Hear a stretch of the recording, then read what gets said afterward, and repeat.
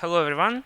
My name is Nikita. I'm work as a data scientist in Quantum, and today I'm going to tell you about automated testing of web applications with an intelligent agent or using imitation learning. A few words about myself. So I started my career as a photographer, and then I became keen on images in general, and started working as a computer vision engineer. Also, as a part of research and development team at Quantum, we're not only working on computer vision tasks, we also work in natural language processing and reinforcement learning. Not far, we created a nice project for automation of greenhouses using reinforcement learning, which won a good prize on the competition. Also, as a PhD in computer science, I posted some scientific papers in ML application. But I'm not only one in the team, so it's 5 of us. I work only as a data science engineer here with Vlad, under precise leadership of Michael and Alex, who were our knowledge and agent of our project, and there would not be anything without our brilliant QA engineer who did probably the hugest part of the work, Fatima. Agenda of today's talk will be, so we will talk about imitation learning in general. After that, I will tell you about the tool which we created for dataset collection. We will discuss the approaches that we use to do these tasks and sum up with some results and conclusions. We did this project in context of digital device control, which is very hot ML topic, and using models, using machine learning or deep learning models, you can optimize such tasks like filling or scraping data from websites, which is such a routine work and no one wants to do that. Also, such models could be a huge help in mobile computer control, so to control such devices. Also, you can make them interactive and make some sort of digital assistant. But we decided to do these tasks from a web application testing. So currently, most of the companies use one of two or usually even both types of testing, so manual testing and automatic testing. Both of them are really time consumable, and moreover, manual testing is not really reliable because no one can rely on people generally. Yeah, automatic testing is a bit better than manual one, but still you need to overwrite all the tests each time you did some changes on the front-end side or something like that. Our rough estimate of our team that up to 30 to 50% of development are wasted on testing instead of using for functionality development.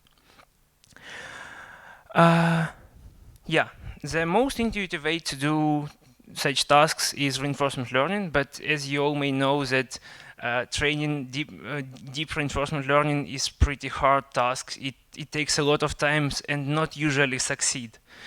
That's why we started with a more simple approach, imitation learning. So we're trying to imitate human behavior of, we try to make an engine perform in a human way on the website and complete all steps of the tests without any error.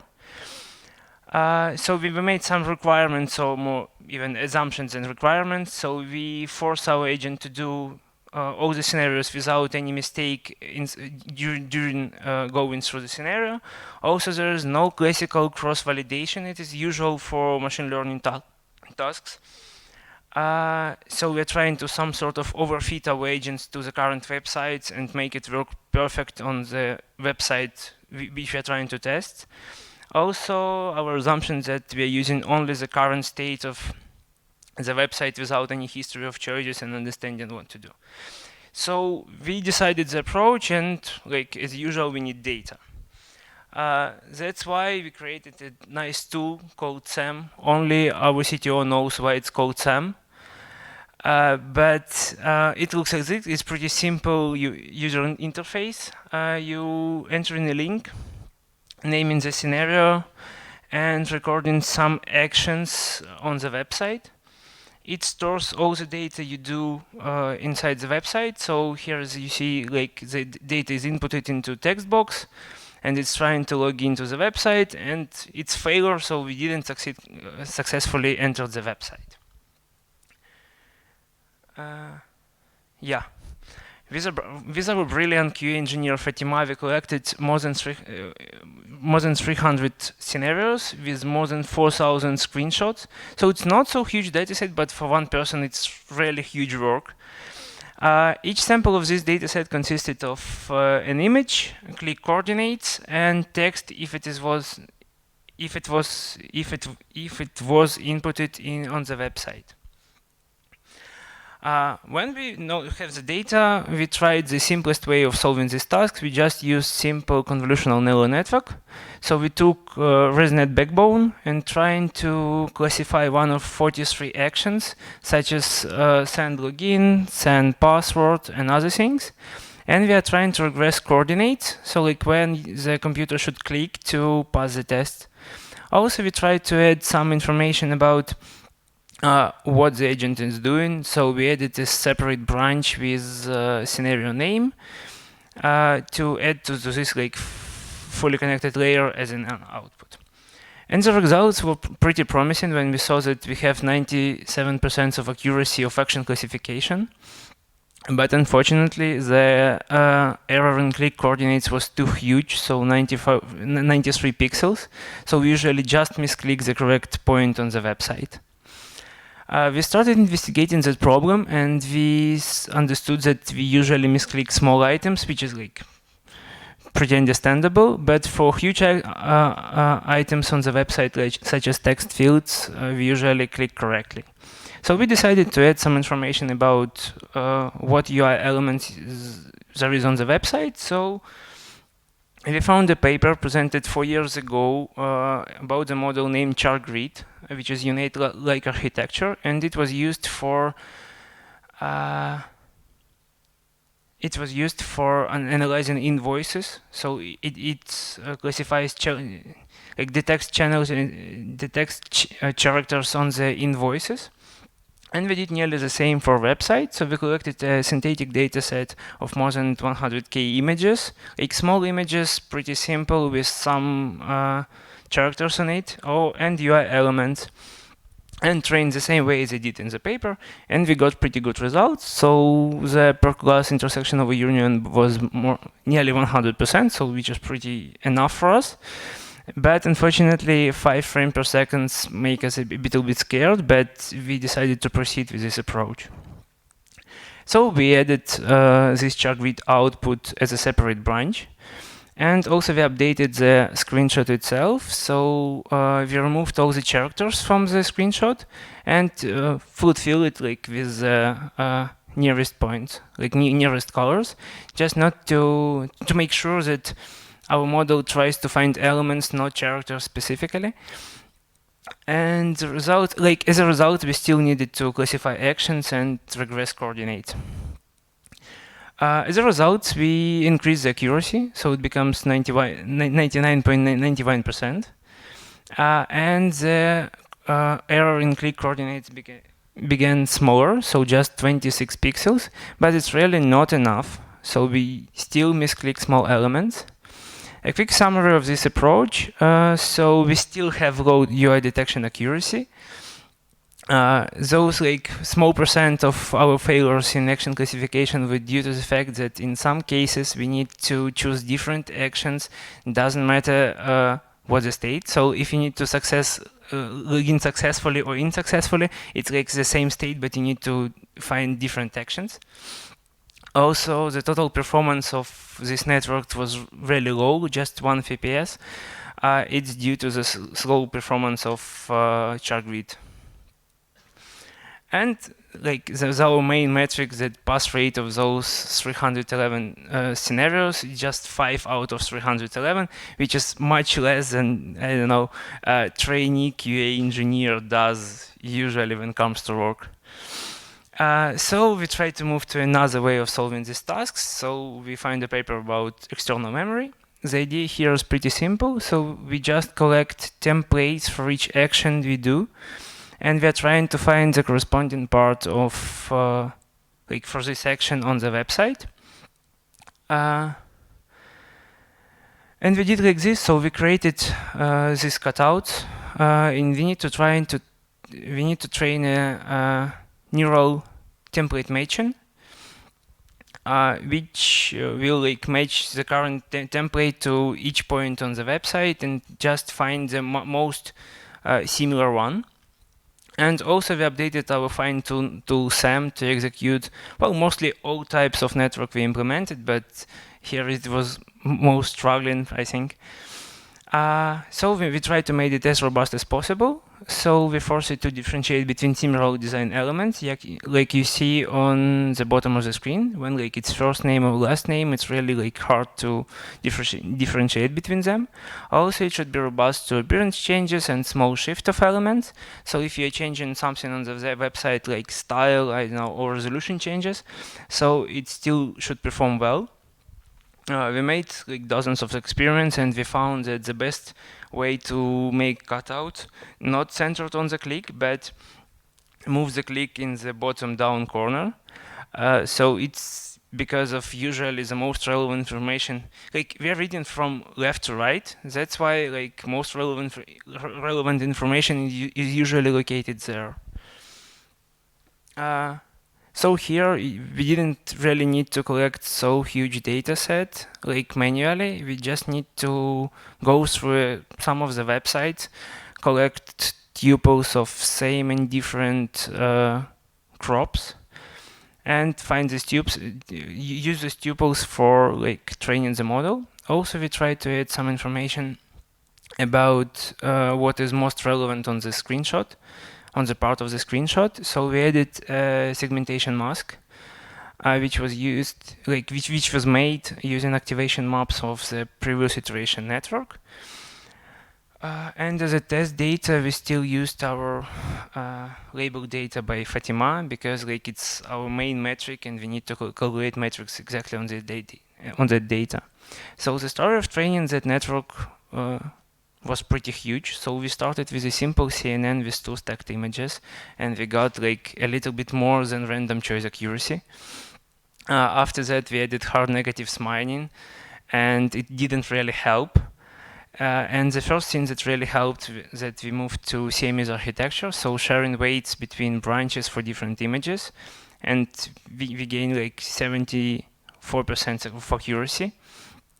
And 2 crucial things that made our project pretty well. So it's temperature scaling loss, which made like it makes the output of the network looks more like a probability than just than sigmoid does, because sigmoid just produces you a huge probability for most of the cases if it's nearly similar, but temperature scaling loss helps us a lot. So when we get 90% accuracy, and 2 changes in architecture, spatial transformer network, which is a small subnetwork inside ours, which tries to learn translation between 2 crops. And spatial pyramid pooling, which made our model scale invariant. So, and as a result, we got 95% accuracy. Yeah, as a result, with 95% accuracy and 300 frames per second, we got pretty good model, which, how you can see on this video, performs nearly perfect in most of the cases. So it logs in successfully and changes some information in the profile. So we thought it's a complete success. But still, we have some troubles when we have similar elements which we try to avoid. So like password and username, or these small parts in the bottom, so like access and people. Also, it's a common thing on the website that you have same UI element like got twice on the screen. So like here is a copying button, and the model, like, which is understandable, is mistaken here. But in total, we created pretty nice tool which you can collect data from the website. You can execute all your networks you have and do anything. It's pretty customizable. We trained a few neural networks and tried the first approach with simple neural networks to classify actions and regress coordinates. Also, we trained a nice subnetwork called CharGrid, which is currently using not only in this project but in several other projects inside the company. We moved to a completely different approach for neural template matching and got best results of 220 tests out of 311, which is pretty good, like without any human interaction. But this year in February, DeepMind came to the stage and said, well, we're competing quantum in this case, and they collected more than 2 million images with more than 6,000 hours of demonstrations, and they achieved human level results. But the only difference between us, like when we can be better than them, so we trained on real world data and calculated performance on it, but they made just small pieces of forms and they perform pretty good on them, but no one knows how they perform in real world. So in the work, they said that document object model and the huge amount of data is usual is really important for understanding the website itself. So we are currently working on adding document object model to our solution to make better understanding of the website, because computer vision methods are not really enough. Also, we are trying to make such a trick to split each scenario into a set of smaller scenarios, some sort of instructions, to pass more tests than 220.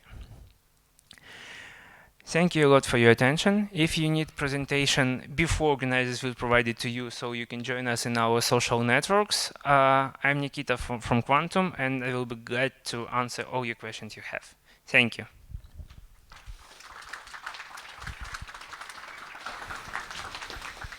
Wow, that was something. We have about 10 minutes spared, and let me please switch to the presentation of those questions. Okay, all questions accepted. And now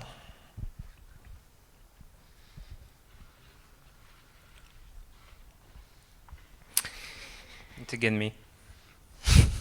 I'm a bit older now than here, but well, it's you, you know. Yeah. If you take a look, it's still me. Well, I love biometrics. Maybe you love too. And there is a one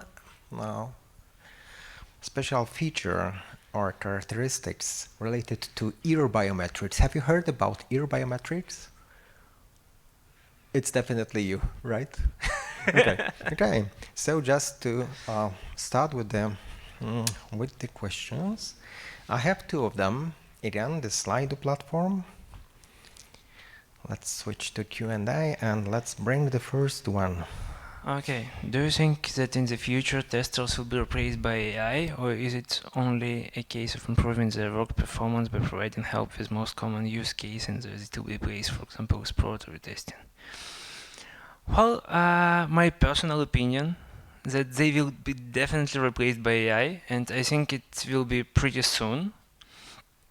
But still, to replace them, we as a data scientists need to collaborate with them to find a solution to make this work easier, and only after that we can replace them. Well, before we move to the next question, we have an expo, a job board, you may. Kidding. I think, well, AI will not soon replace, but who knows? Oh, we will see. We'll see, yes, sure. Thank you for the answer for this question. And let me provide with another one. Why do you need SAM for recording web tests? I guess a lot of products for it already exists. Well, possibly, but if you have such products, please share with me. We try to make a SAM as most customizable for us for any other purposes that we have. That's why we implemented it. It was not that huge work to implement it, but still it's most suitable for us. So that's why we decided to do that. Okay, so let me please take this question and another one. In practice, how to use this model for website testing?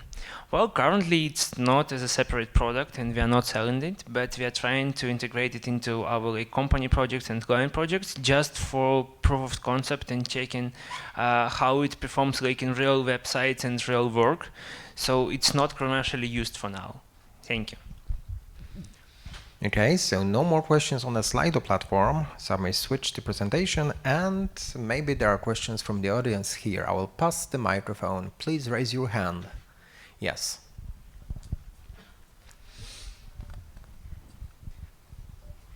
What happens if you want to test a new website?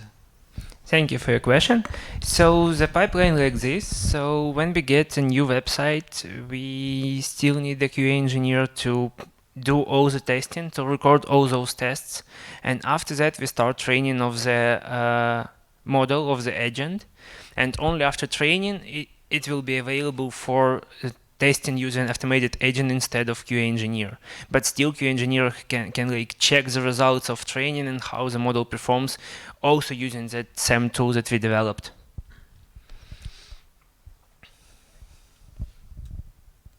Okay, any other questions? Yes, you're waiting for the break. I do understand, but before, please give me a big applause. Thank you.